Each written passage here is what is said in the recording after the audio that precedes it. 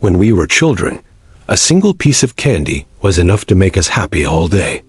As we grow older, the candy remains sweet, but our hearts have tasted the bitterness, the sweetness, the sourness, the saltiness, the sweetness, the sweetness, the sweetness, the sweetness, the sweetness, the sweetness of life. Work pressure weighs heavily every morning. Debt silently follows every decision. Family expectations, societal judgments, and invisible comparisons leave many feeling suffocated. Some days you do everything, but still feel empty. Some nights you lie still, your mind restless.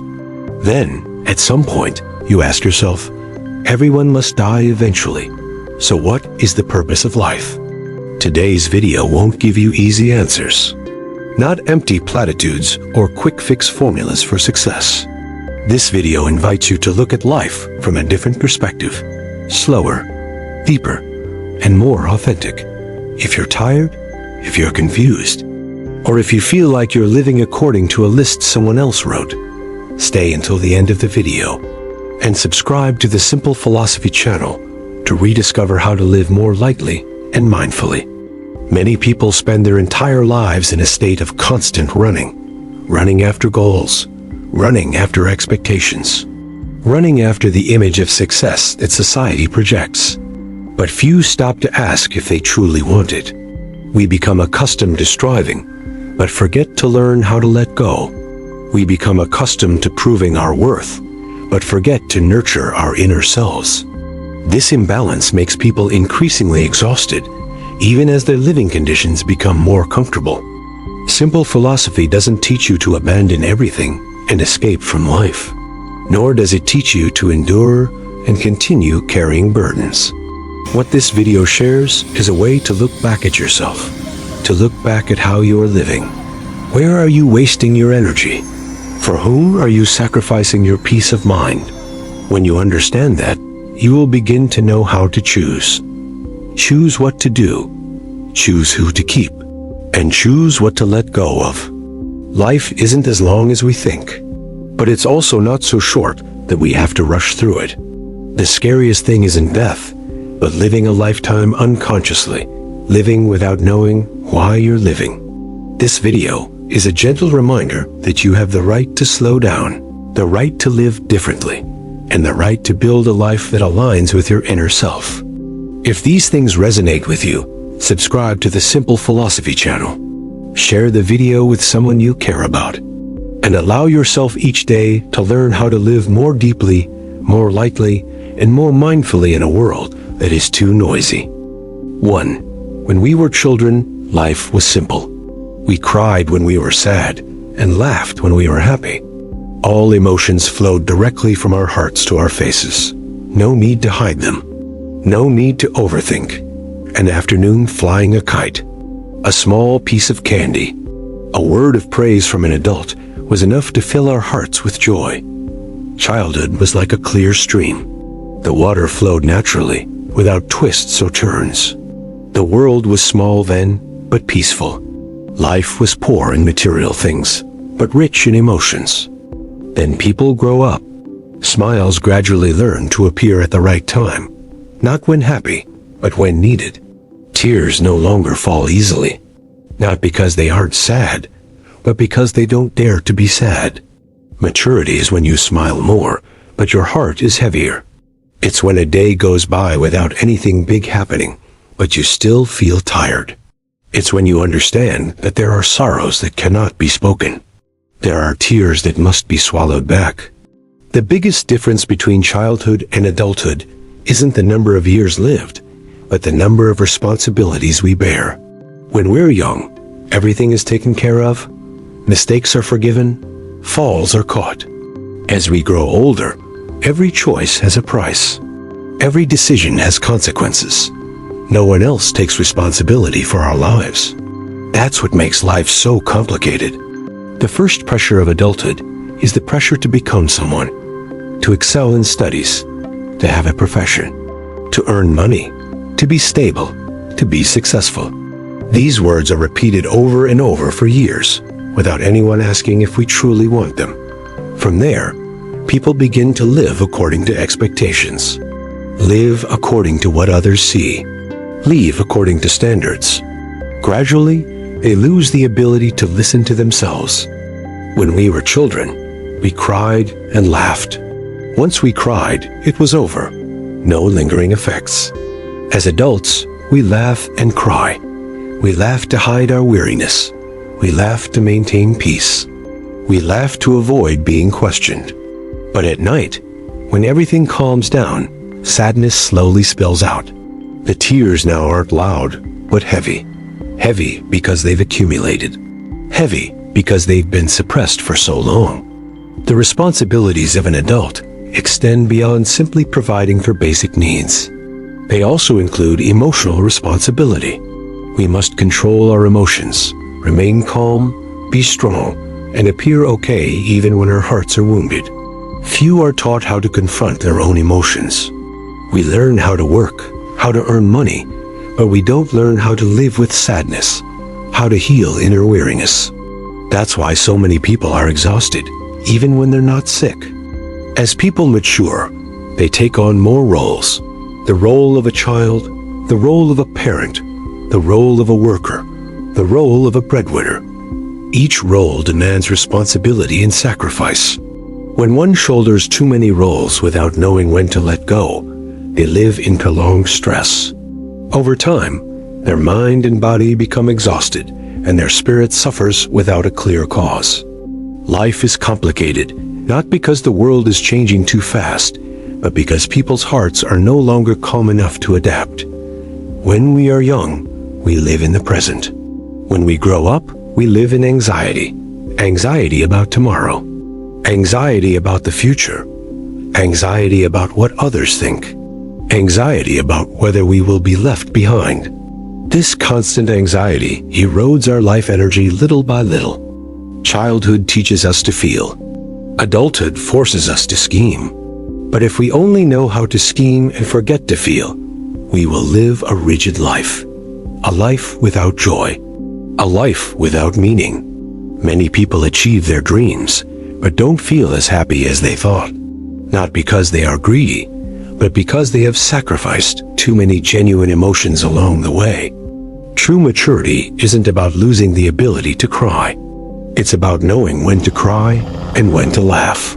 It's not about suppressing emotions, but about understanding and regulating them. A truly mature person is someone who can shoulder responsibility while maintaining inner gentleness, not letting life harden them, and not letting pressure turn them into a stranger to themselves. If we view maturity solely as a series of obligations and sacrifices, life will be incredibly burdensome. But if we understand that maturity is also a process of learning to live more deeply, to understand ourselves better, and to be more discerning, then pressure will gradually transform into wisdom. Not all responsibilities are burdens. Some responsibilities help us grow from within, giving us depth and a solid foundation. Childhood never returns, but the innocence of childhood can be nurtured in the soul of an adult by living more slowly, comparing less, chasing less, taking time to listen to yourself, accepting that you also have moments of weakness, moments of fatigue, moments when you need rest. That's not a failure. That's the truth of being human. Once we understand this, we will no longer blame life for being too harsh. We will no longer blame ourselves for not being good enough. We will see that each stage has its price.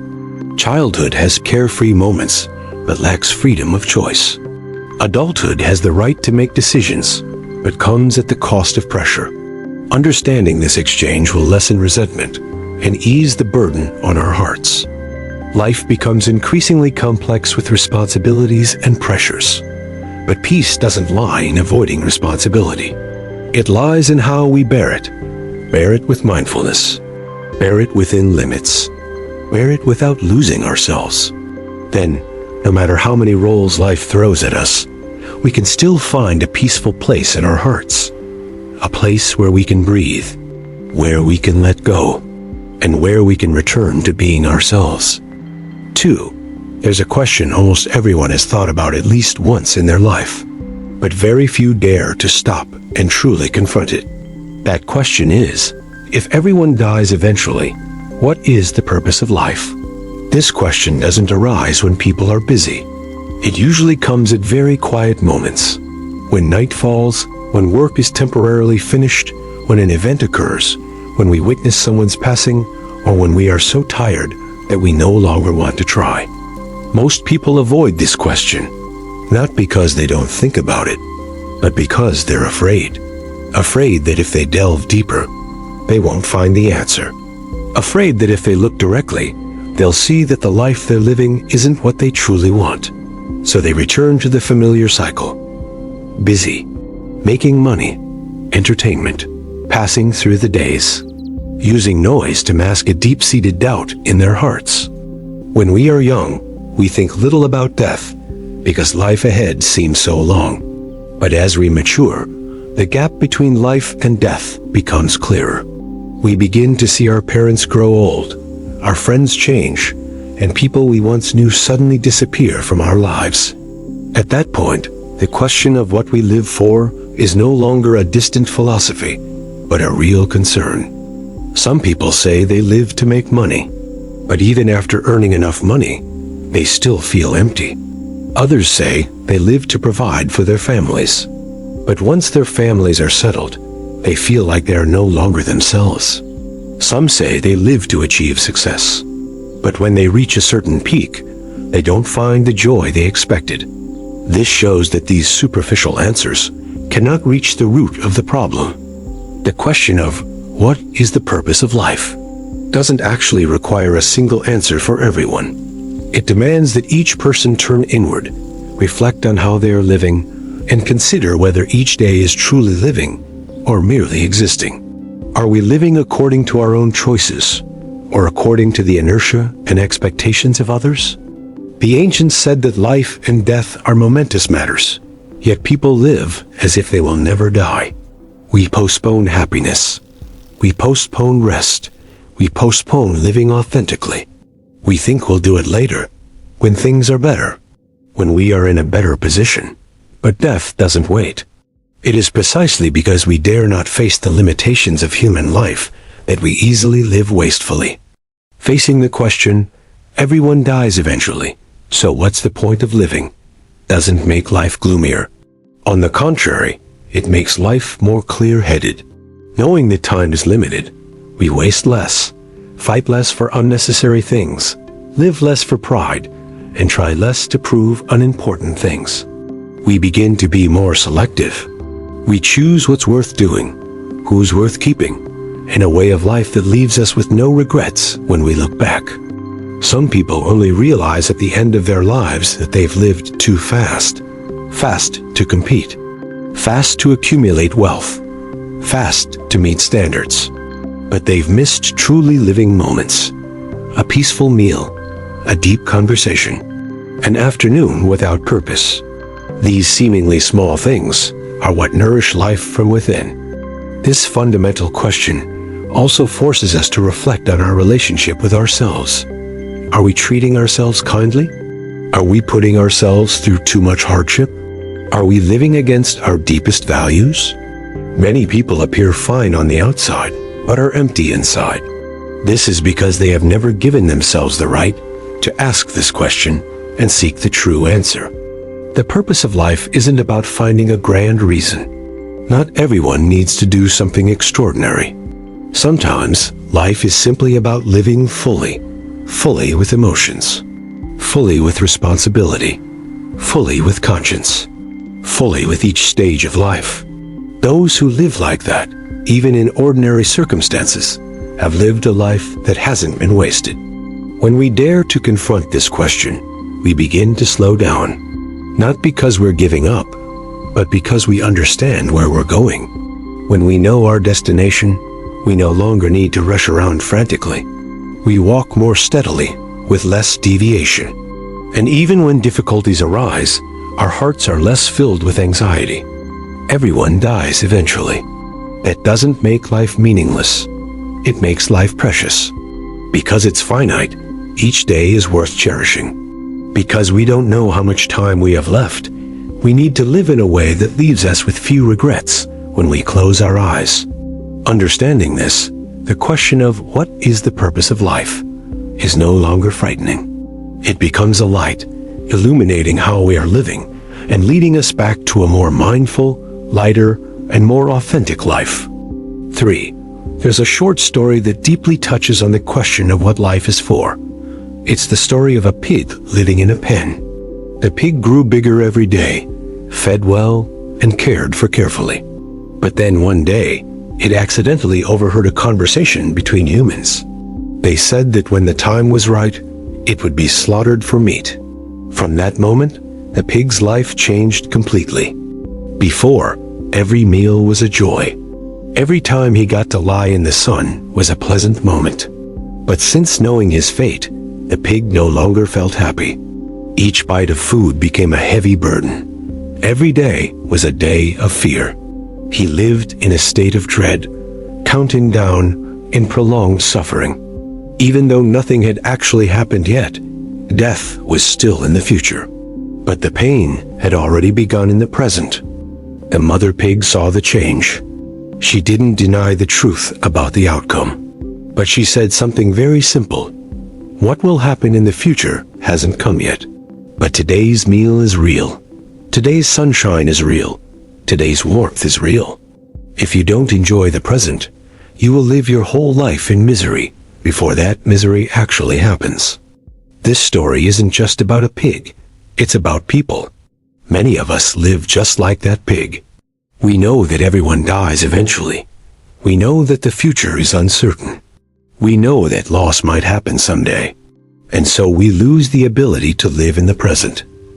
We worry before we have a reason to. We suffer before the real pain arrives. We live in fear of tomorrow, forgetting that life is happening today. Humans differ from animals in that they can think.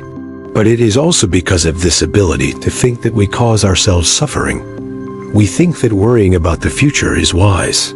But often, worrying about the future only drains our life energy. We are not sick yet, but we live like the sick.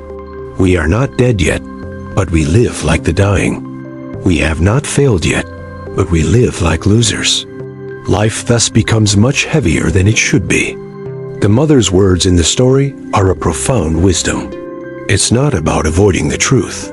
It's not about self-deception. Rather, it's about clearly distinguishing between the present and the future. The present is the only place where we truly live. The past is gone. The future hasn't arrived yet. Only this moment is real. If we cannot live in the present, no matter how good the future may be, we will have lost our lives along the way. Many people say they'll live when things are stable, when their work is done, when they'll rest, and only allow themselves to be happy when they've achieved their goals. But no one can guarantee that day will come. And even if it does, people who are used to living in stress won't know how to relax. People who are used to living in anxiety won't know how to find peace. Because the ability to live in the present moment isn't something you come naturally. It's a cultivation. The story of the pig reminds us that the greatest suffering in life is not death, but the prolonged fear of death. It's not loss, but the constant anxiety about the possibility of loss. It is this anxiety that makes us miss the ordinary but precious things. A peaceful meal, a good night's sleep, a sincere conversation, a morning without rushing. The ancients taught that life and death are predetermined, but whether one lives or not is up to oneself. No one knows what tomorrow will bring, but everyone can choose how to live today. Living in the present doesn't mean giving up. It means doing your best in your part and letting go of what's beyond your control. That's wisdom, not indifference. It's awareness.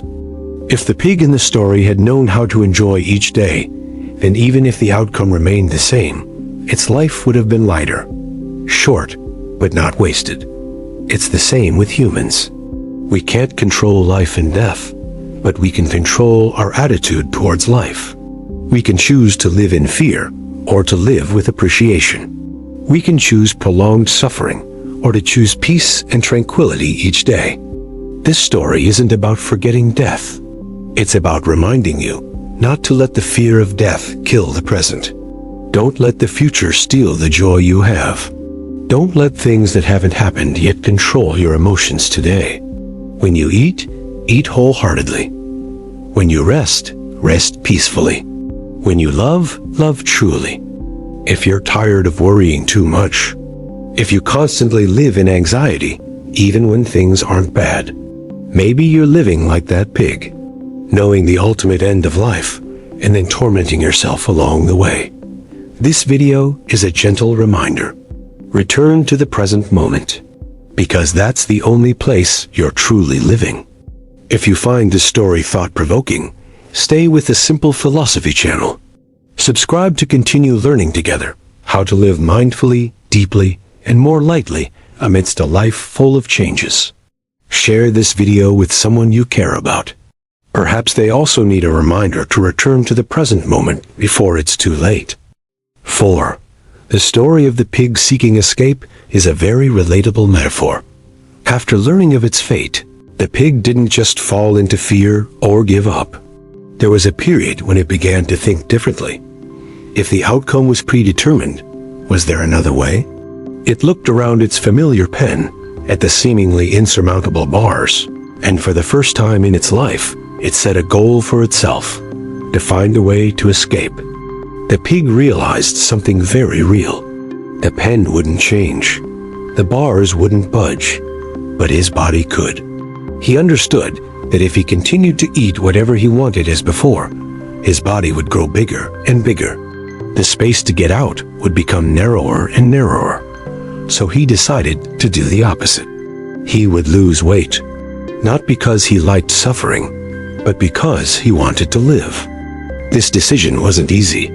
Every day he faced the temptation of food, the old habits, the familiar comfort. He was hungrier, more tired. Sometimes he doubted himself. Sometimes he wondered if all this effort was worthwhile.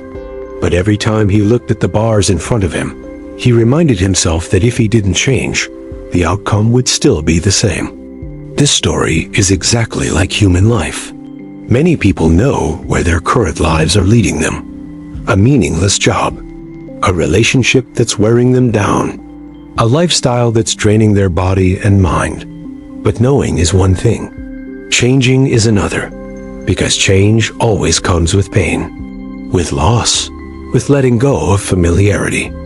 The pig didn't lose weight to become better in the eyes of others, but to create a new possibility for itself. Just like humans, when they truly change, it's not for showing off, not to prove anything, but to open up a different path in life. The effort to change one's destiny doesn't begin with grand gestures. It begins with daring to let go of the things that are weighing you down every day. Many people say that fate is predetermined, that it's how you are born, that your circumstances are set. But they forget that even if circumstances are fixed, your inner way of life can still change. The pig didn't break out of its pen. It didn't confront the situation directly. It changed itself. That's intelligence. That's silent but persistent effort. The pig's weight loss process is similar to a human's self-improvement process, reducing desires, reducing unconscious spending, reducing draining relationships, reducing living according to other people's opinions. Each reduction is a step towards becoming lighter. When enough lightness is achieved, a person will have the space to transform. The pig wasn't sure if it would fit through, but it understood that if it didn't try, it certainly wouldn't have a chance. This is the difference between someone who gives up and someone who dares to change. No one guarantees the outcome, but effort always creates possibilities. Standing still only leads to the same old outcome. The same applies to human life. No one can promise that change will immediately lead to success. But the consequences of not changing are clear.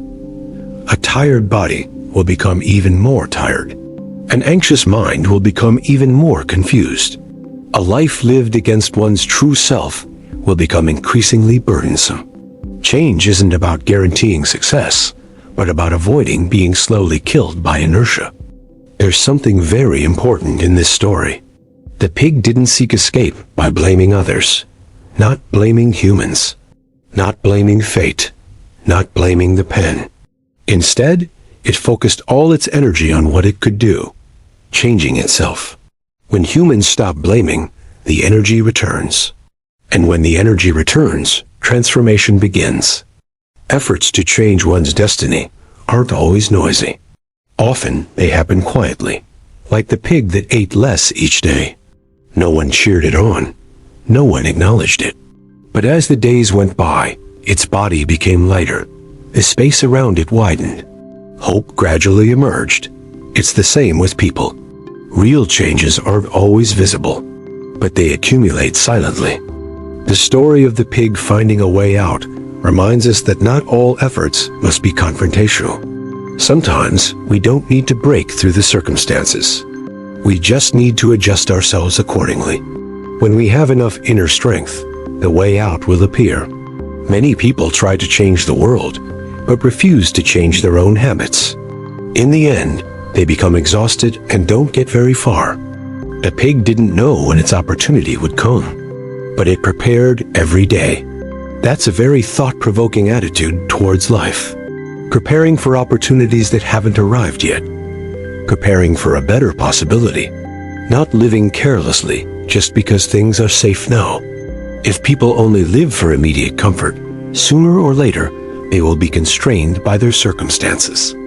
This story doesn't teach that everyone can escape the cage, but it teaches that everyone can choose how to live while inside the cage. Either live in fear and enjoy life day by day, or live consciously and prepare for a different path. These two choices lead to two completely different states of life.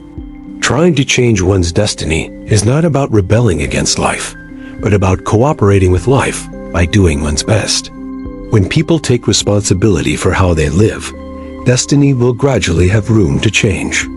It won't always go as planned, but at least they won't be swept away in helplessness. The story of the pig finding its way out is a gentle yet profound reminder that no matter your circumstances, you still have a choice. The choice to live recklessly or to live mindfully. The choice to let inertia lead you astray or to adjust your own path. When you begin to change from within, even if you haven't yet escaped, your life will be different, lighter, more hopeful, and more meaningful. 5. Escaping from the pen doesn't mean escaping suffering. The story of the pig after escaping the pen is a crucial but often overlooked part. Many people only see the moment of breaking free and assume everything will be fine from then on. But life doesn't work that simply. The pig escaped the pen, escaping its fate of being slaughtered. But as soon as it entered the forest, it began to face a different kind of suffering. In the forest, he was no longer a cared-for pig. No food readily available, no shelter, no protection. He became the weakest wild boar in the herd. His body, once accustomed to enough food and sleep, was no longer strong enough to compete. He couldn't run fast. His reflexes were poor. His survival instincts were weaker than those who had lived in the wild since childhood. He escaped the enclosure but fell into another, even harsher battle. At this moment, the pig realized a painful but true truth. Changing environments doesn't necessarily change one's nature. Leaving the old place doesn't mean being ready for the new if the inside hasn't changed. Any environment can become another pen, just in a different form. This story is very similar to life. Many people believe that simply changing circumstances will bring happiness. Change jobs, change living environments, change relationships, change cities, change countries. But after a while, the feeling of suffering returns, sometimes even more pronounced, because the root of the suffering was never addressed. The pig once thought the pen was the cause of all its suffering, but when it escaped, it understood that the pen was only the surface. What truly determined survival was inner strength, endurance, adaptability, and survival instinct. If those qualities hadn't been honed, then freedom would only be another burden. It's the same with people. Many people hate their current job, They hate their surroundings. They hate the constraints they face. They believe that simply leaving will solve everything. But if they carry the same mindset, the same habits, the same reactions, then wherever they go, life will repeat itself in a different way. This isn't because fate is playing tricks on them, but because they haven't changed deeply enough. The piglet became the weakest wild boar in the herd because it had never lived like one. It wasn't used to scarcity. It wasn't used to being vigilant. It wasn't used to foraging for food. It wasn't used to facing constant danger. It had freedom, but it lacked the capacity to bear the burden of that freedom. And freedom without inner strength becomes a burden. This is a very important lesson. Freedom is not about escaping constraints. Freedom is about having the capacity to thrive in any circumstance. Without that capacity, leaving one framework only leads to entering an even harsher one. Then, people easily become nostalgic for the past and wonder if they made the wrong choice. Many people, after quitting their jobs, getting divorced, or leaving a familiar environment, find themselves feeling empty. This isn't because they made the wrong decision, but because they only changed outwardly. They haven't transformed internally. Inwardly, they remain dependent, easily frightened, easily swayed, lacking discipline, and lacking resilience. These traits don't simply disappear by changing positions. The story of the pig illustrates that changing the environment is only a very small part of the solution. The more important part is changing one's internal structure, changing one's way of thinking, changing one's habits, changing one's approach to difficulties. Without doing that, every escape will end in another form of suffering. The pig, while in its pen, thought that being well-fed was enough. Only when it went into the forest did it understand that life isn't just about being full, but about being strong. It's the same with humans. When we're in our comfort zone, we only need stability. But when we step out into the wider world, what matters isn't qualifications or desires, but mental resilience, the ability to endure solitude, the capacity to learn, and the ability to stand on our own 2 feet. Escaping the cage, but not escaping suffering, is not a tragedy. It's a phase, a transition. If the pig understands this lesson, it will know that it needs more training. It needs to learn to live like a true wild boar. No more illusions. No more longing for protection. Only then will freedom have meaning. The same applies to people. When we realize that changing our environment doesn't necessarily change our nature, we'll stop blaming circumstances and others. Instead, we'll turn inward and look at ourselves. We'll understand that to change our destiny, we can't just change our position. We must change the foundation of our lives, how we expend energy, how we confront fear, and how we take responsibility for our lives. This story reminds us that the path out of suffering isn't about running away from a place you hate, but about delving deep enough within yourself to become a person who can thrive anywhere. When your inner strength is sufficient, no environment is a cage. When your inner strength is insufficient, freedom is just another challenge. Escaping confinement is one step, but escaping suffering is a whole process. And that process doesn't lie externally. It lies in whether we dare to change ourselves fundamentally. 6. Resistance is the natural instinct of those who refuse to accept their fate.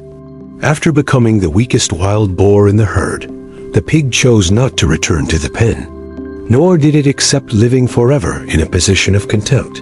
A very familiar idea began to sprout within it. If it had escaped, it had to climb to the top. If it had survived, it had to survive better than others. That was the seed of the aspiration to rise above. The pig began to train. It practiced running every day. It practiced enduring hunger. It practiced collisions. It practiced fighting. Every wound was a lesson. Every failure was a way to understand its own limits. It was no longer a passive pig waiting for food. It became more alert, more aggressive, more resilient, little by little. It was no longer the weakest in the herd. This resistance paid off.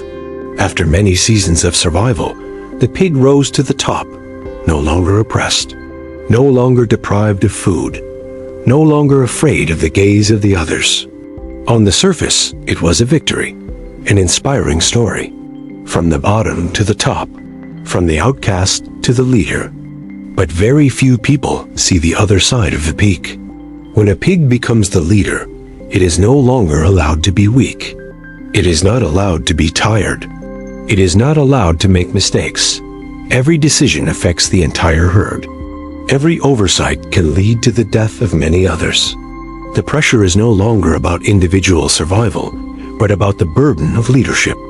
The pig must always be vigilant, not only against external enemies, but also against challenges from within the herd. There are always those who want to replace him, to overthrow him, to prove themselves stronger, to maintain their position. He must always be stronger than yesterday, always ready to fight. There is no room for true rest. This is the price of climbing to the top. More freedom, but more loneliness. More power, but more pressure. Safer in the short term, but prolonged stress in the long term. The pig realized that suffering doesn't disappear when you climb higher. It only changes form. At the bottom, suffering comes from being oppressed. At the top, suffering comes from bearing the burden. This story vividly reflects human life. Many people rebel against their circumstances. They strive relentlessly. They climb the ladder of success. They gain status. They gain power. They gain a voice. But then they discover that peace of mind doesn't automatically come with success. In fact, the higher they climb, the greater their worries become, the deeper their loneliness. In a low position, we long to rise to a higher place to escape suffering. In a high position, we long to be normal, to be able to breathe. But we've become accustomed to admiring glances, accustomed to the feeling of being at the top. It's hard to step down, so we continue to bear the burden, continue to endure, continue to suffer in a more subtle form. Resisting and climbing to the top is not wrong. It's a necessary stage for many people. But if you consider it the ultimate destination, you'll soon get tired. Because the summit is not a place to rest. The summit is where the wind is strongest, where there is no support, where all eyes are on you. The pig became the leader, but no longer felt the freedom it had when it first escaped the pen. Back then, it was poor but light. Now, it is strong but heavy. Heavy because of responsibility. Heavy because of the fear of losing its position. Heavy because it is not allowed to be weak. This is the paradox of success that few people talk about. Ancient wisdom teaches us that those who know how to advance must also know how to retreat. Those who know how to compete must also know when to let go. If one only knows how to resist and climb without knowing when to stop, they will trap themselves in a new cage, a cage called fame, power, and achievement. The story of the pig doesn't deny the value of effort, but it prompts us to ask deeper questions. What are we climbing for? What are we suffering for? If in the end we're just exchanging one form of suffering for another, then is it really necessary to go so fast? There are people who don't need to be leaders, but they live peacefully. There are people who don't stand at the top, but their hearts are open. They sleep well. They worry less. They fear less. They understand that the value of life lies not only in position, but in the degree of inner freedom. When the pig reached its peak, it began to realize that the greatest strength wasn't in defeating others, but in avoiding being drawn into endless conflict. However, to understand this, it had to pay a heavy price in terms of suffering. This video doesn't encourage you to give up, nor does it glorify blind endurance. Instead, it hopes you'll be mindful when choosing your path. Every step has a price. There's no free summit. The important thing is whether you truly need to be there. If you're in a phase of resistance, be strong. But don't forget to observe your mind. If you're at the peak, be honest about your own level of peace. Don't let success become the most sophisticated cage. If these reflections resonate with you, please subscribe to the Simple Philosophy channel. Let's look deeper into life together, not just to be more successful, but to live more lightly, more mindfully, and with less suffering each day. 7. The harsh truth only came to light when the pig reached the top. After years of training, enduring, and fighting, he became the strongest wild boar in the region. He thought he had escaped his predetermined fate, escaped the pen, the slaughterhouse, and his predetermined destiny. But it was at this seemingly freest moment that the truth was revealed. The forest where the boar survives is not a natural wilderness. It's a massive, man-made wild boar training camp. There are invisible fences. There's a tracking system. There's selection. There are records. Weak boars are eliminated early. Rebellious boars are observed. Those that climb to the top of the herd are marked as successful specimens. It's all part of a long-term experiment in survival behavior. The pig was shocked to realize that from the moment it left its pen until it became the leader, all its seemingly free endeavors had taken place within a pre-designed system. The path of resistance, the path of climbing, the path of competition. Everything was within the permitted boundaries. It couldn't escape control. It had only moved from a lower level of the system to a higher one. This is the harshest truth. Being confined isn't the only loss of freedom. Rather, it's believing you're free while still operating within the framework set by others. The pig is no longer an animal raised for slaughter, but an animal raised for research. Its value increases, but the power to decide its own destiny remains out of its hands. This story perfectly reflects modern human life. Many people believe that with enough effort, enough hard work, enough intelligence, they will master their own lives. But at some point, they realize they are just one link in a larger system. The company, the industry, society, the market, collective expectations, and pre-established rules. You are encouraged to compete. You are motivated to climb higher. You are praised for your achievements. But you are rarely asked if you truly want this game. The system doesn't need you to be happy. The system only needs you to operate efficiently.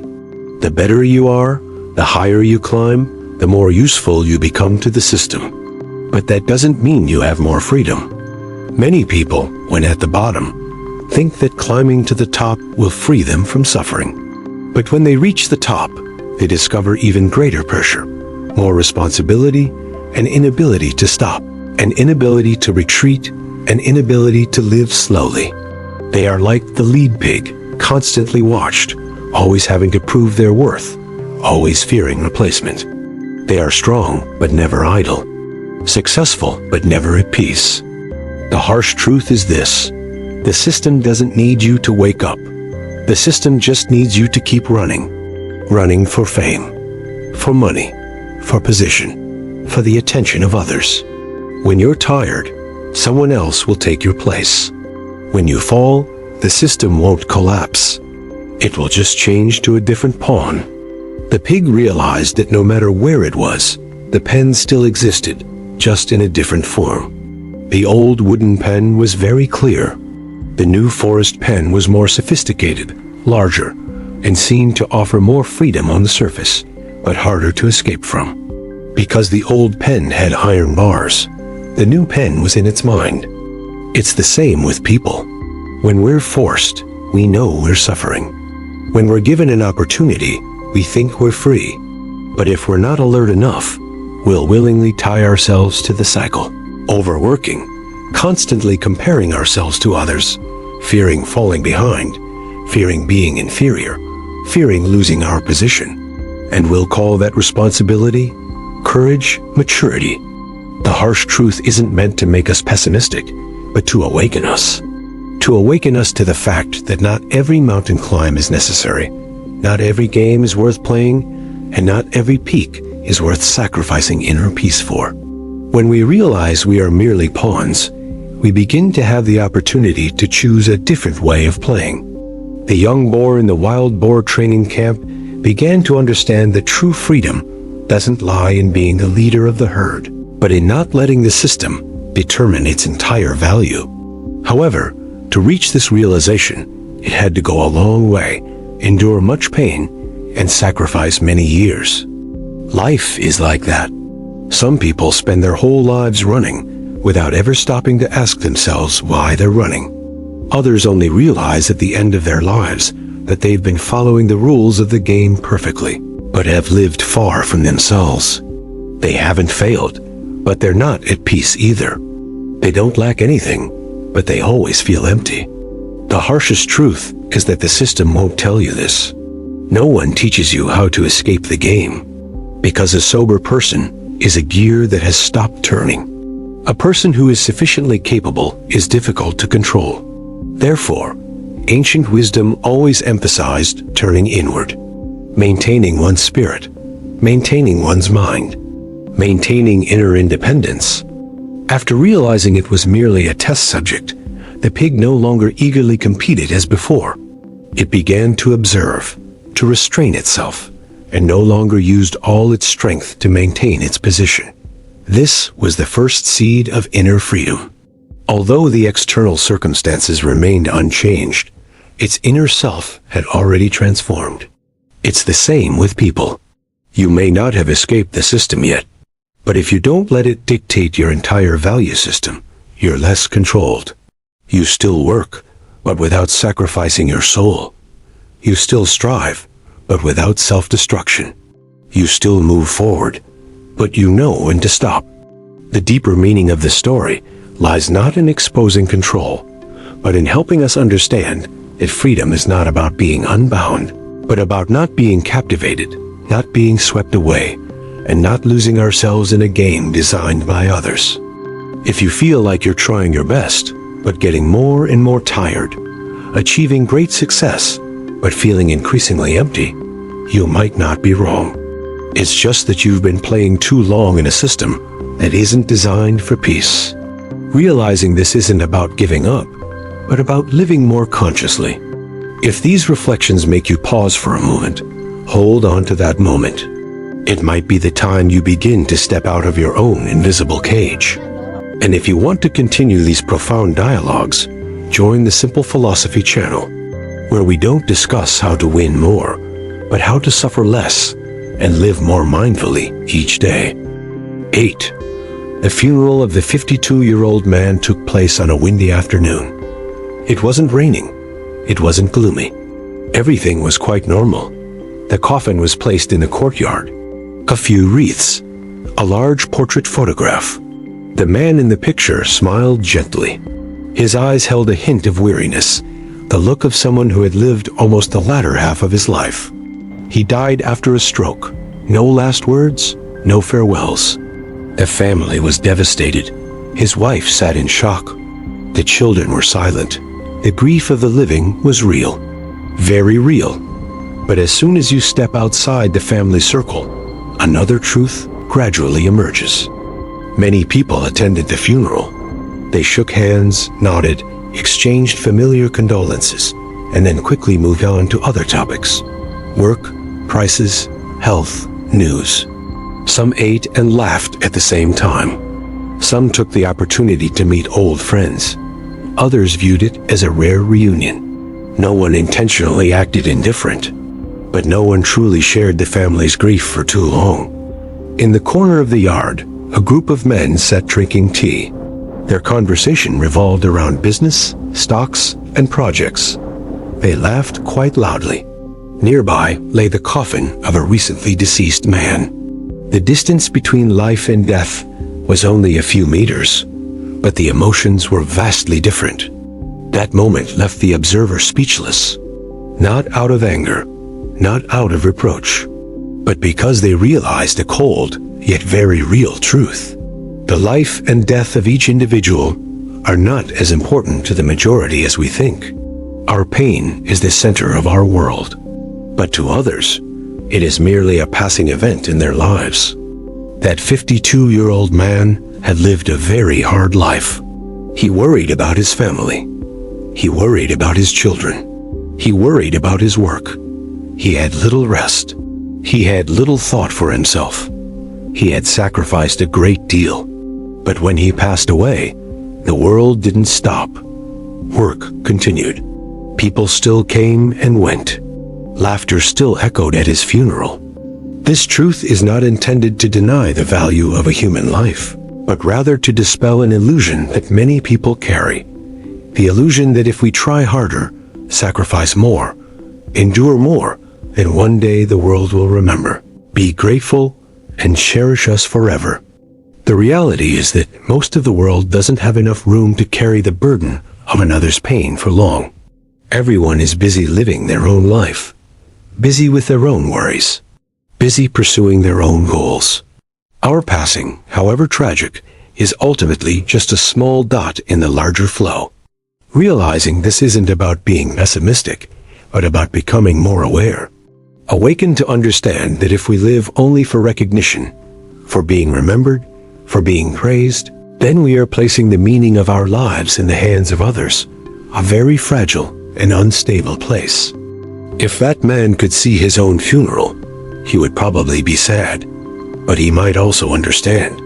Understand that he had been too harsh on himself, too afraid to stop, too worried about not meeting expectations. While ultimately, those things didn't follow him beyond the gates of life and death. People often live as if they are the center of social attention. They fear being judged. They fear being criticized. They fear being forgotten. But the truth is, most people don't care about us as much as we think. They care more about themselves. And that's natural. When we understand that our death won't shake the world, we can begin to live more lightly. We don't need to strain ourselves to prove our worth. We don't need to sacrifice our health for fleeting praise. We don't need to give up our entire lives to play the roles society expects. That funeral was like a mirror. It clearly reflected the impermanent nature of everything. Reputation, status, roles, everything fades faster than we think. Only what we truly experience in each day of our lives remains with us. That 52-year-old man probably had many unfulfilled dreams. So many things he wanted to say, but never said. So many moments he wanted to slow down, but never dared to. He's like so many people living today, always thinking there's still time, that he'll retire later, that once this is done, he'll live for himself. But sometimes that later never comes. Seeing the living laughing and talking alongside the dead, we shouldn't blame them. Instead, we should ask ourselves, if that day were our funeral, what would truly matter to us? What would we want to be remembered for? Or would we simply want to know that, during our lifetime, we did not betray ourselves? Life is fragile, but human fear is even more fragile. We fear being forgotten, but ultimately, forgetting is inevitable. Only inner peace can remain with us until the very end. That funeral didn't teach a lesson of self-pity. Instead, it taught a lesson of clear-headedness, that life doesn't need to be lived to please the majority, because the majority will eventually turn away. Life should only be lived in such a way that when we lie down to rest, we won't regret having lived too far from ourselves. When we understand that the world doesn't stop for us, we can stop for ourselves. Stop to rest. Stop to breathe. Stop to live in harmony with the rhythm of our body and mind. We don't need to wait until we're in our coffins to let go. The story of the 52-year-old man's funeral is a gentle yet profound reminder that our lives are precious, not because of how much others care, but because of how we live each day we are awake. When we realize this, we can begin to live more authentically, more lightly, and with less fear of the world's gaze. 9. It's easy for people to harbor a silent illusion without realizing it. The illusion that they are the center of the world, that all eyes are on them, and that every action, every mistake, every success is remembered and judged by others. This illusion causes many people to live stressful, exhausting lives, creating unnecessary pressure for themselves without knowing it. From a young age, we've been accustomed to being the center of attention. Parents observe our every action. Teachers evaluate our every grade. Every compliment or criticism leaves a mark on our minds. As we grow older, this mechanism doesn't disappear. It just changes form.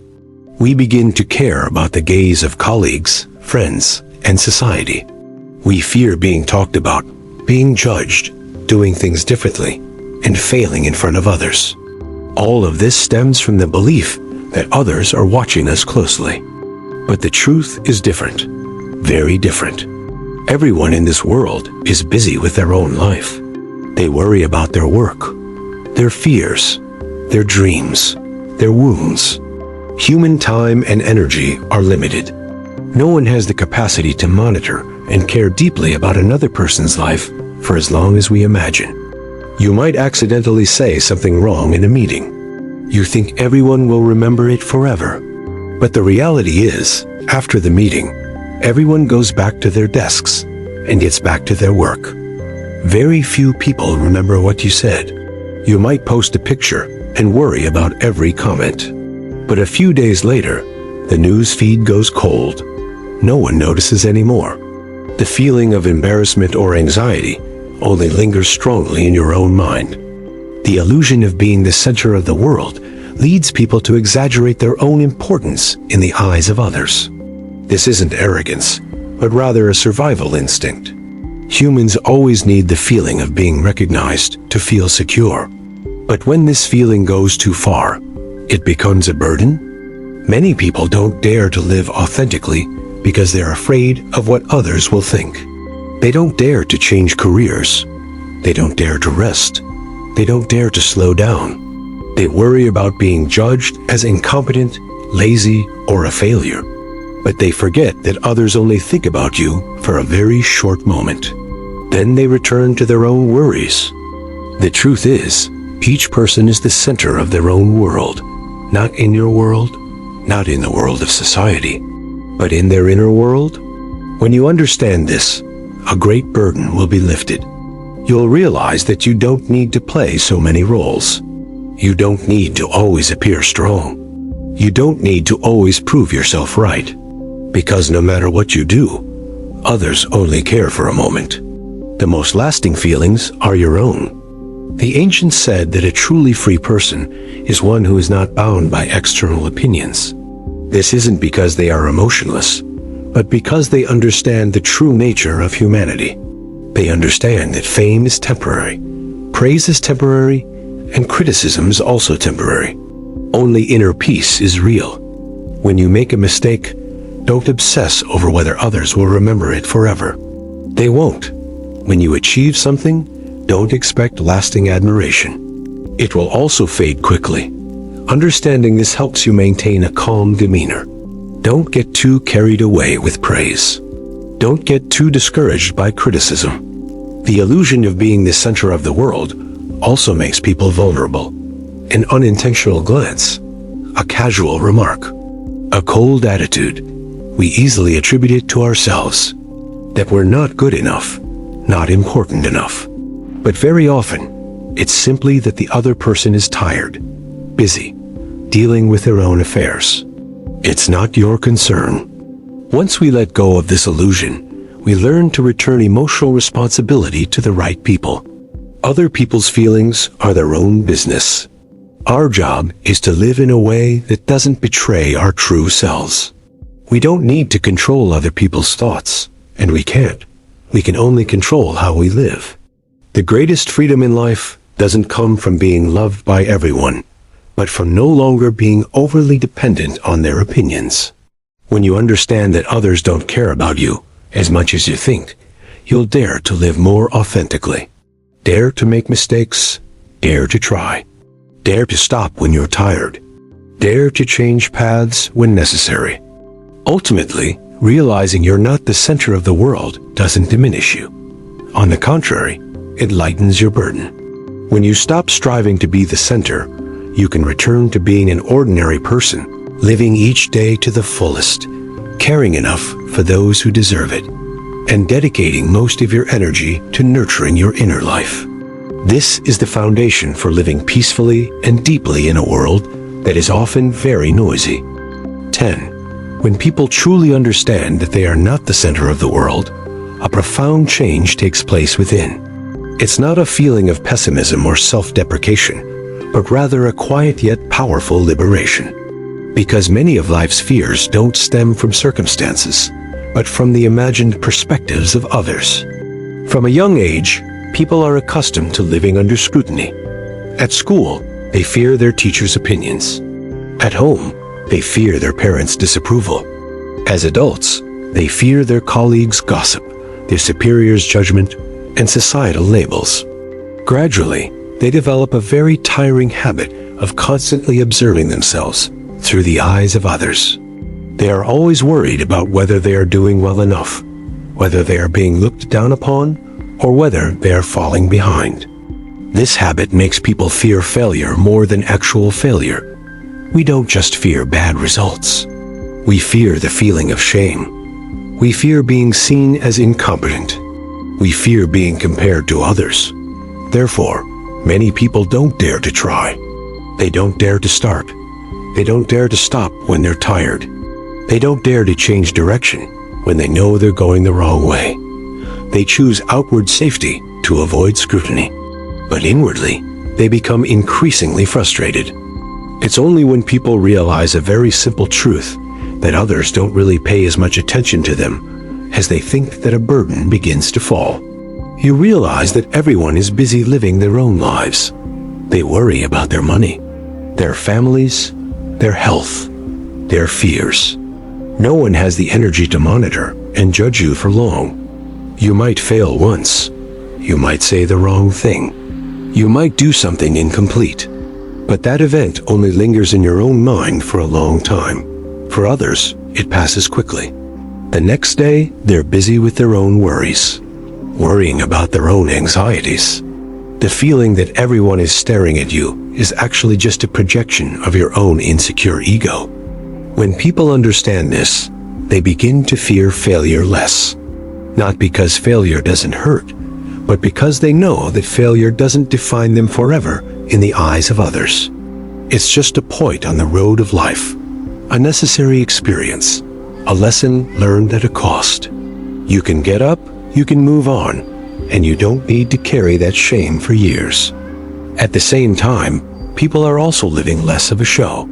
They no longer have to pretend to be okay all the time. They don't need to strain to show they're successful. They don't need to prove they're on the right track.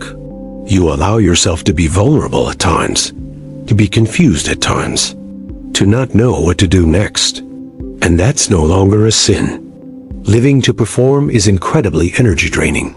You have to constantly maintain your image. Always control your words. Always worry that a small mistake will ruin everything. But when you realize that others aren't paying as much attention to you as you think, you start to relax. You speak less. You are more authentic. And you feel lighter.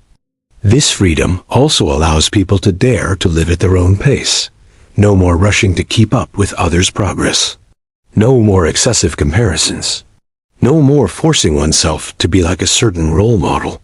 You understand each person has their own unique challenges, their own starting point, their own journey. Comparison only depletes inner strength. The ancients called this state fearlessness.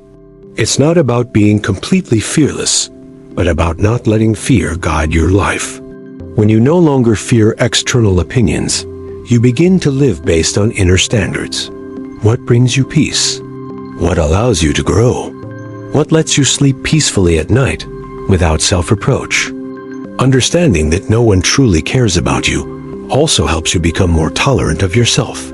You allow yourself to make mistakes. You allow yourself to be slow. You allow yourself to learn again. And you become more tolerant of others as well. Because you understand that everyone carries their own invisible burdens. This freedom is not noisy. No declarations needed. No proof required. It manifests in less reaction, less explanation, less arguing to protect your image. You choose silence when necessary. You choose to leave when it's no longer relevant. You choose to stay when you still have value. Every decision comes from clear thinking, not from fear. Finally, when you truly understand that you are not the center of the world, you don't become smaller. On the contrary, you become stronger. Because you no longer place your self-worth in the hands of others. You stand on your own 2 feet. You live an ordinary life, but one that is lighter, truly, and much freer. 11. For many years, people were taught that suffering was noble. The more suffering one endured, the more respectable one became. The more sacrifice one made, the more worthy of admiration. Gradually, a silent notion formed that suffering was the measure of value. That if one was exhausted, it meant one was living right. That if one rested, it was weakness. That if one chose the easier path, it was avoidance. This is a very deep and widespread misconception. Not all suffering is valuable. Suffering doesn't necessarily lead to growth. Some sufferings are simply draining energy, draining spirit, draining life itself, but offering no inner upliftment. The ancients clearly distinguished between meaningful suffering and useless suffering. Meaningful suffering is suffering that enlightens the mind. Useless suffering is suffering that exhausts the mind without increasing self-understanding. Many people endure a form of pointless suffering every day without realizing it. They overwork themselves in disrespectful environments. They maintain relationships that lead to them being looked down upon. They shoulder responsibilities that don't belong to them. And they console themselves by thinking that suffering is worthwhile, that one day this suffering will be rewarded. But as the years pass, what they often receive in return is only a weakened body and a weary spirit. Society often extols stories of overcoming adversity, but it rarely clarifies how one overcomes adversity and where that overcoming leads. If a person endures hardship to hone their abilities, to raise their awareness, to build inner strength, then that suffering can be considered valuable. But if a person repeatedly suffers the same kind of hardship, in the same circumstances, with the same result, then that is not spiritual practice. That is self-destruction. There is a vast difference between enduring suffering and knowing how to endure it wisely. Blindly enduring suffering is often accompanied by resignation. Knowing how to endure it wisely is accompanied by wisdom. Wise people are not afraid of suffering, but they do not accept meaningless suffering. They know when to persevere, when to stop, when to let go, and when to leave. One of the most dangerous consequences of glorifying suffering is that it causes people to lose the right to care for themselves. They feel guilty about resting. They are ashamed to say they are tired. They fear being judged as weak for setting limits. Gradually, they learn to silently endure. But inside, they become increasingly empty. Useless suffering does not make a person nobler. It only hardens them. When the spirit is worn down for too long, people easily become irritable, cold, lose the ability to feel simple joys, lose the ability to empathize, and lose their motivation to live. At that point, even if they achieve some external accomplishments, there will still be an inner void that is very difficult to fill. The ancients said that self-cultivation requires nurturing one's vital energy, ki. When vital energy is depleted, the spirit weakens. When the spirit weakens, the mind becomes clouded. When a person lives in a state of constant suffering, their vital energy leaks away day by day. They no longer have enough energy to think clearly, nor enough clarity to choose a different path. And they mistakenly believe they have no choice, when in reality, they are too tired to see any option. Not all suffering leads to value. Some suffering exists only because people are afraid of change, afraid to confront it, afraid of losing their false sense of security.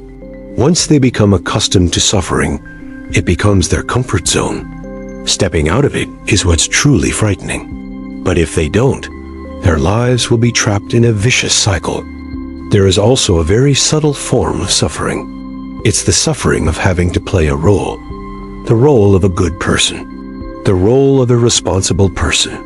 The role of someone who isn't allowed to be weak. These roles are praised by society. But the price to pay is alienation from oneself.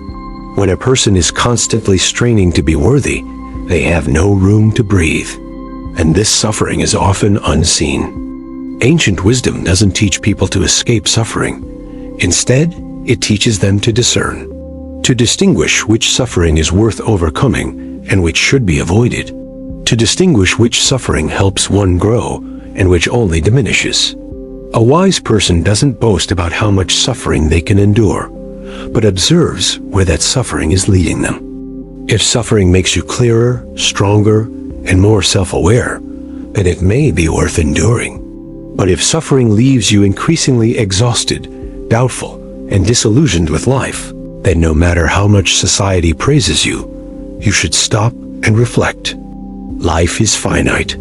Energy is even more finite. No one has enough life to waste on pointless suffering. Taking care of yourself is not selfishness.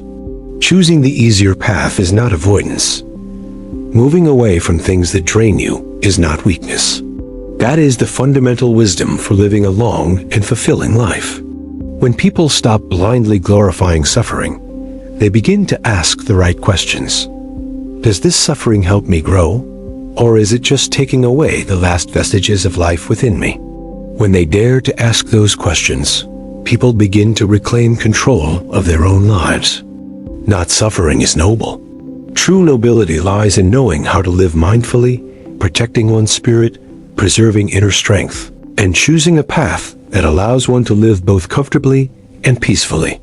This is the foundation for a life that is not depleted before one understands the purpose of living.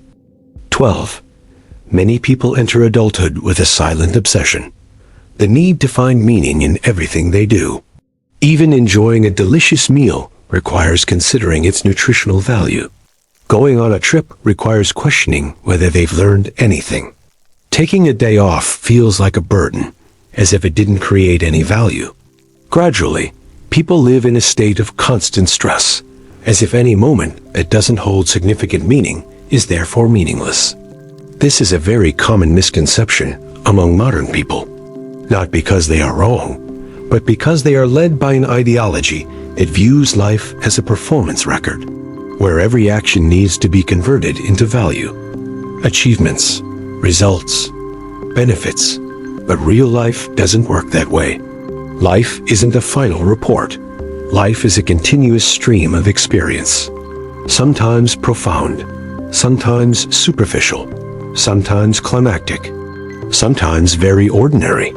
The ancients didn't live by questioning the meaning of every small thing. They lived in harmony with nature. When hungry, they ate. When tired, they rested. When happy, they laughed. When sad, they remained silent. It was this simplicity that helped them maintain a stable state of mind. When people begin to force every experience to have a grand meaning, they inadvertently deprive themselves of the right to live simply. Eating isn't always about getting nutrition. Sometimes eating is just for fun, to savor the flavors, to feel alive. Having fun isn't always about shirking responsibility. Sometimes fun is a way to rejuvenate the spirit, a way to recharge, a way to let the mind breathe. If people consider every pleasure a waste, then life will sooner or later become a series of dry, barren days. There's a very peculiar kind of fatigue. It's the fatigue of having to assign meaning to everything. People don't allow themselves to do anything just because they like it, just for fun, just because they want to. Everything has to be logical, have a reason, have a benefit. Over time, people lose the ability to appreciate simple joys. A cup of tea, a quiet afternoon, a casual conversation. All are taken for granted because they contribute nothing to any achievement. Life isn't a project that needs to be optimized minute by minute. It's a sum total of experiences, including the most ordinary moments, even the most trivial ones. But it's these moments that create the feeling of being alive. If a life were only full of goals, only full of plans, only full of grand meanings, then that life would easily become exhausting before one even understands they are truly alive. Not blindly searching for meaning in everything doesn't mean living a carefree life. It means living in rhythm. Some things need goals. Some things just need to be experienced. There are times when effort is needed. There are times when rest is enough. Wise people are able to distinguish this. They don't constantly pressure themselves to find a grand answer to the question of, what is the purpose of life? Many beautiful moments in life don't have a logical meaning. A laugh at something silly, an aimless wander, a meal eaten simply because you crave it. But these moments nourish the spirit. They help people feel that life is still beautiful. When the spirit is nurtured, people have the strength to do greater things. Modern society easily leads people to believe that value lies in productivity. But humans are not machines. If life is judged solely by efficiency, then the human element will gradually disappear. Emotions will be disregarded. Joy will be questioned. Rest will be considered laziness. This is a path that easily leads to exhaustion.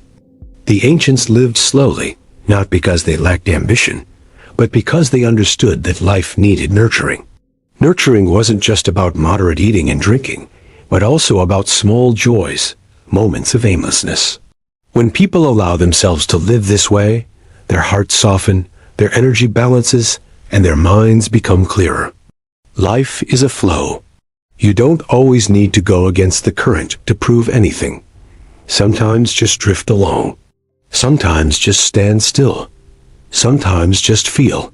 If you're always asking what the point is, you'll miss the experience itself. And when the experience is missed, the meaning is lost. Don't turn life into a math problem to be solved.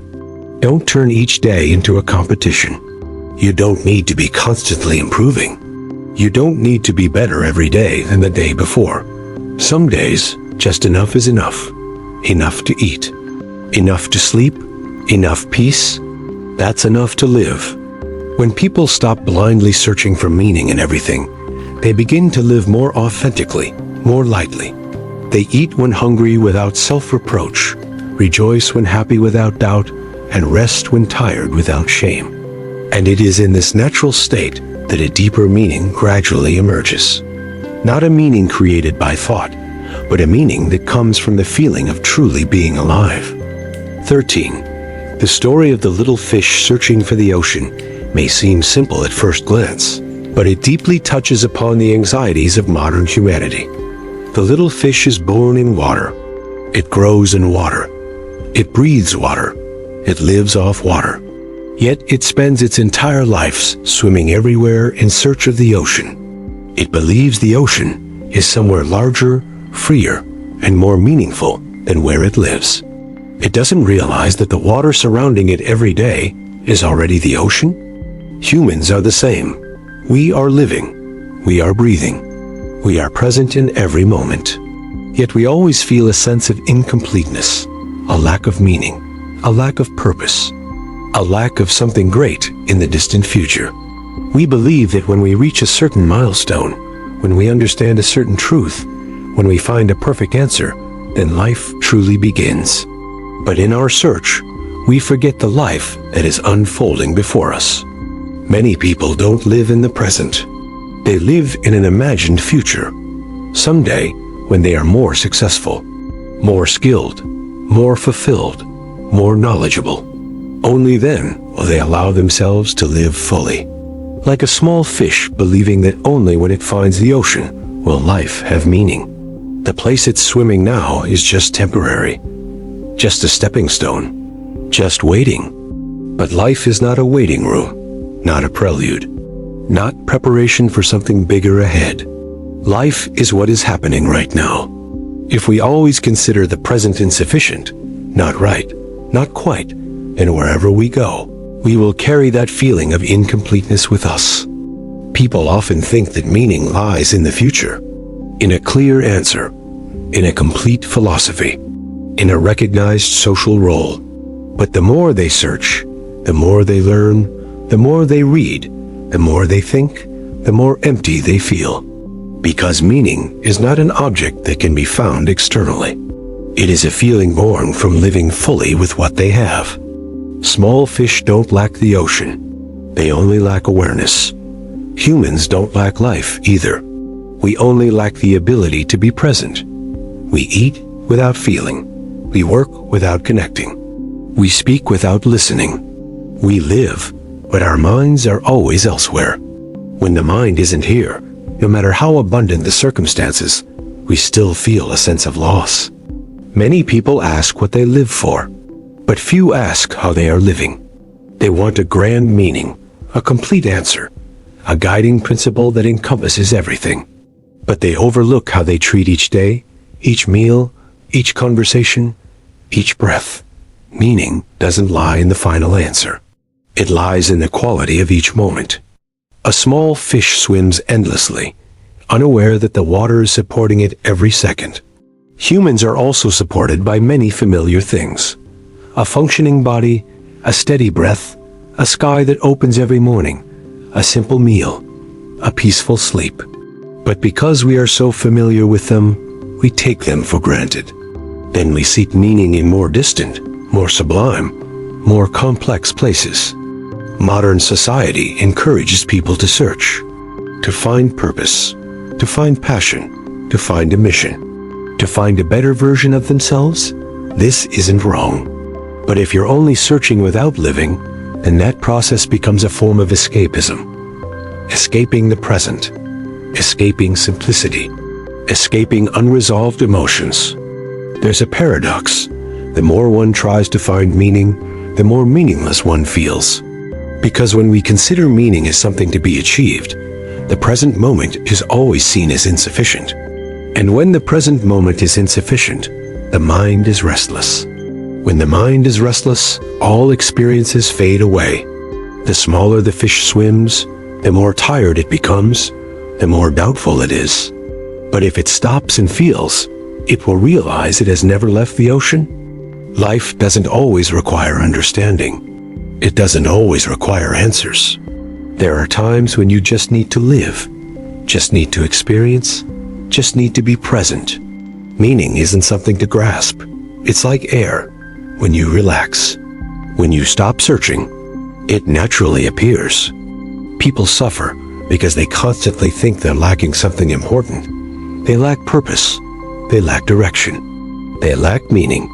But perhaps what we lack is simply the acceptance that life is already enough to live. Not perfect, not complete by any standard, but it is truly enough. A small fish doesn't need to leave the water to find the ocean. It just needs to recognize where it lives. Humans don't need to travel far to find meaning. They don't need to read much more. They don't need to achieve much more.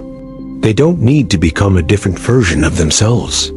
Sometimes all you need to do is stop, live slower, feel more deeply, and allow yourself to be present. When people stop searching for meaning somewhere far away, they begin to live closer to real life. They eat knowing they are eating. They walk knowing they are walking. They grieve without running away. They rejoice without doubt. And in that very vibrancy, a very quiet meaning emerges. No name needed. No proof needed. But enough to bring peace to the heart. The story of the little fish searching for the ocean reminds us that sometimes what we are most searching for is precisely what we are already in. And when we realize this, the search stops. Not because we have achieved something great, but because we are finally home in our own lives. 14. The question of what one regrets before death is one that many people avoid while they are healthy. But when faced with the final boundary of life, most of the outer layers crumble. Money, fame, social status, the expectations of others, all suddenly seem distant. Only one very real question remains. Have we truly lived? Numerous studies and accounts from dying people reveal a recurring theme worth pondering. Very few people regret having done too much. Instead, most regret not daring to live for themselves, not daring to love enough, not daring to be happy enough, not daring to be themselves. They lived too long according to the expectations of others, according to societal norms, according to the fear of being judged. Only when time runs out do they realize they have neglected their own lives. Some people regret spending their whole lives working. When they look back, their children have grown up, their parents are old, and family meals are just memories. Some people regret holding on to too much resentment, never forgiving others or themselves. Some regret not expressing love when they could, not hugging, not speaking, not showing affection. By the time they want to, it's too late. Sadly, those regrets don't arise because they didn't know better. It's because they always thought there was still time. They thought they would live differently later. They would rest later. They would love more later. They would do what they liked later. But later is never guaranteed. And when the body no longer obeys, all plans become a thing of the past. There's an old story passed down about three gods who descended to earth to ask a dying man one last question. The first god asked, "If you could live again, what more would you want?" The man replied, "I would want more money to live comfortably." The god shook his head. "Because you already have enough to live comfortably, yet you've lived your whole life fearing loss." The second god asked, "If you could live again, who would you want to be?" The man thought for a moment and said, "I would want to be a person of high status, respected by others." The god shook his head again. "Because you have spent your whole life maintaining your image. Even now, you are still alone." The third deity didn't ask any profound questions. He simply said, "If I were to give you only one gift, what would you wish for?" The man remained silent for a long time before tears welled up in his eyes. "I only wish to be healthy, to live one more normal day, to eat a meal on my own, to step outside and breathe fresh air, to see the sunlight." Only then did he understand that what he had always been searching for, the only thing that truly belonged to him, was health and the present moment of life. This story isn't about gods. It's about humanity's belated awakening. When everything external loses its meaning, people realize the value of simple things: a body free from pain, a steady breath, a day without fear. These things, when we have them, we take for granted. Only when we lose them do we realize how precious they are, more valuable than anything we ever pursued. Many people live as if health is limitless, as if time is infinite. They trade sleep. They trade peace of mind. They trade important relationships for money, for status, for recognition. But at some point, when the body speaks up, when illness strikes, when the spirit crumbles, only then do they understand that no achievement can replace a healthy body and a peaceful mind. The most heartbreaking thing isn't death.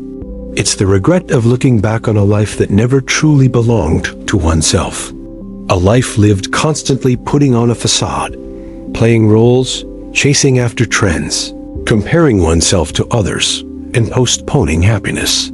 Only to realize in the end that no one can live your life for you, and no one is responsible for your life except yourself. The greatest lesson from those who are about to leave this world is this: don't wait until you lose something to appreciate it. Don't wait until you're sick to take care of your health. Don't wait until you're separated to say, "I love you." Don't wait until it's too late to live for yourself. Life doesn't demand that we become great. It only demands that we be truly present. Health is the foundation of everything. When the body is strong, the mind has a place to rest. When the body declines, all dreams become fragile. But health is not just about the body. It's also about the mind. It's about the ability to rest. It's about balance. It's about knowing when to stop. It's about not tormenting yourself with meaningless pressure. The present moment is the same. It's the only thing we truly have. The past exists only in memory.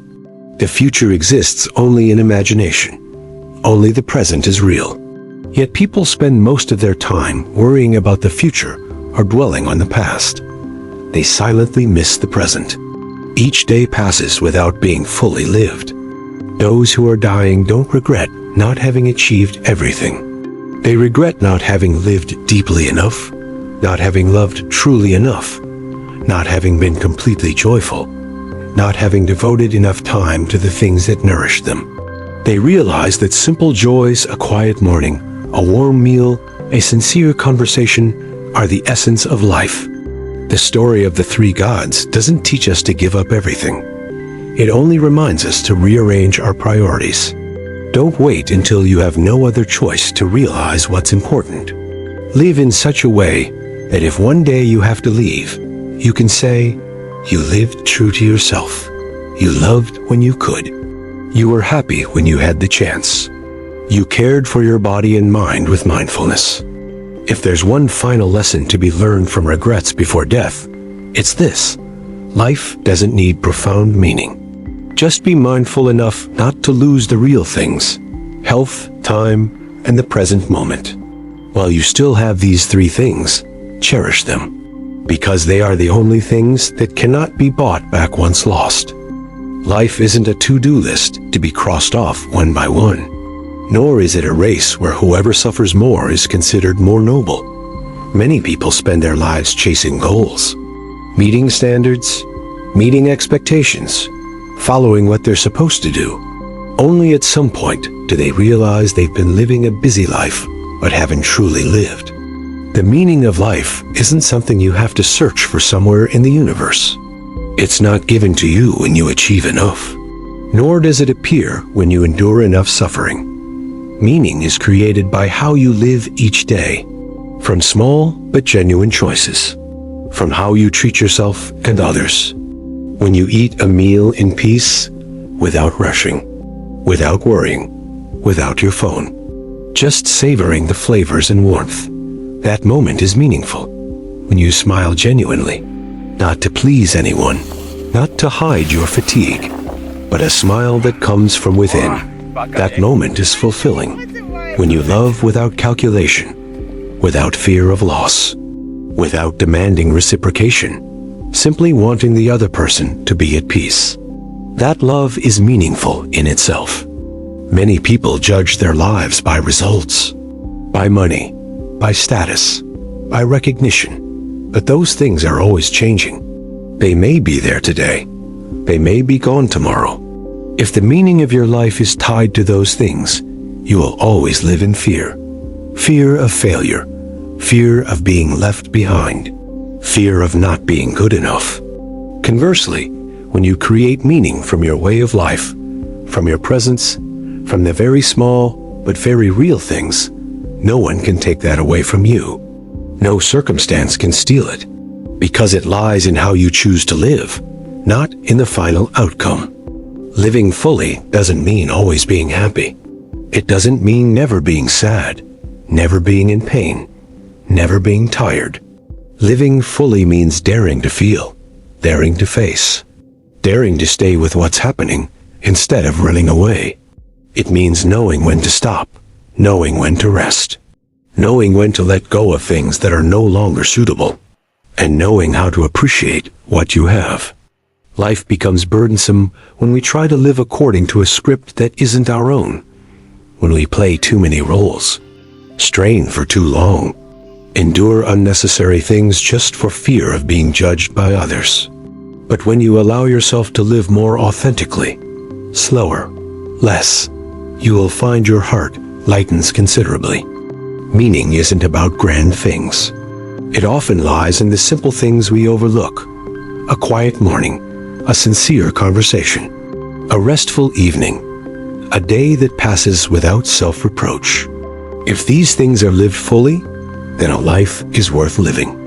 If these things resonate with you, if you're tired, feeling confused, feeling like you're living too fast without knowing what you're doing, allow yourself to pause, listen, and live more slowly starting today. Subscribe to the Simple Philosophy channel to continue following lessons that will help you live a more peaceful life. Share this video with your loved ones. Let's remind each other that you don't need to live for more. Just live authentically. Live more deeply. Live more peacefully. And live more true to yourself every day.